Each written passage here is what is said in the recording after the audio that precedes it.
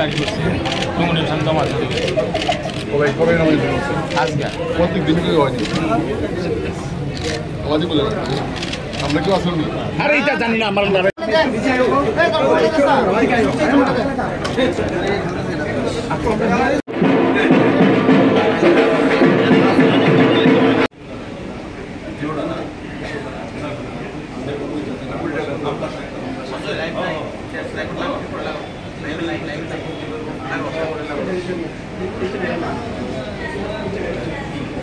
পার্টির সংস্কৃতি আমাদের নির্বাচন হয় তার আগে নির্বাচন আমরা উদ্বোধন করি। আজকে উদ্বোধন হলো।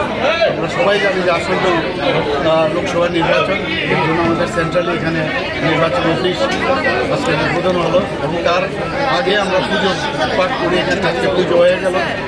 তো আমরা এখান থেকে তো অলরেডি আমরা শুরু করে দিয়েছি। তো মাননীয় প্রধানমন্ত্রীজিকে আমাদের যে দুজন প্রার্থী, আমাদের পশ্চিম আসনে প্রাক্তন মুখ্যমন্ত্রী এবং রাজ্যসভার যে সদস্য বিপ্লব কুমার দেব দাঁড়িয়েছেন, আর ইস্ট কনস্টিটিউন্সিতে আমাদের